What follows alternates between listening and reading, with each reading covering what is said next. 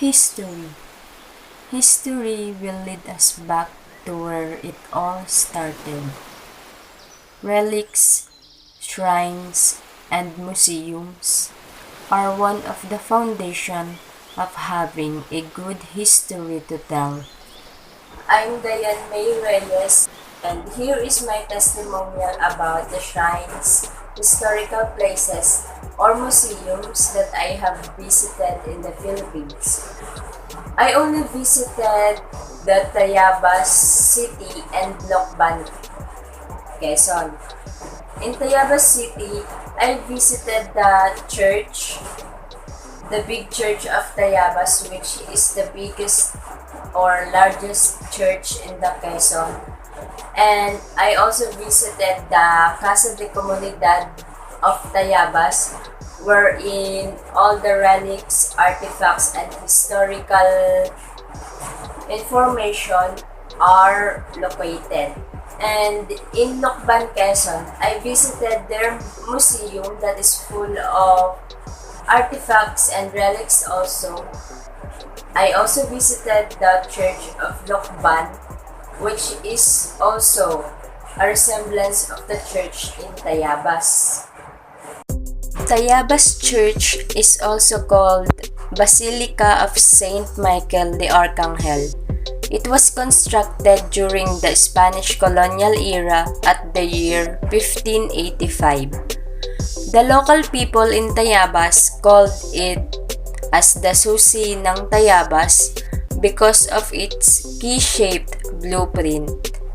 In 1988, Pope John Paul III conferred the title Minor Basilica, which would be proclaimed at the beginning of 1989.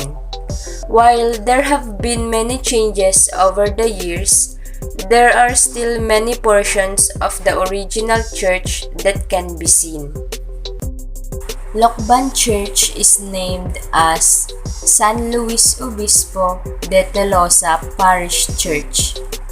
The church notably has a Baroque style, and it has a 3-story facade, and you can see those semicircular windows flanked by Corinthian columns and niches containing statues of saints. These are some of the historical places that I have visited in the Philippines, and this adds my knowledge about the history of the place.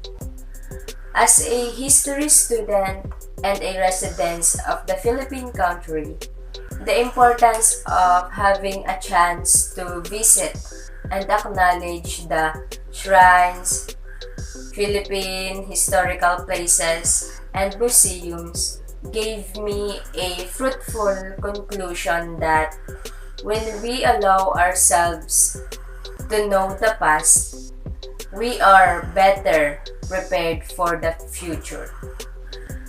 It will give us an excitement of knowing its history because of how curious we are when we discover something that came from the past.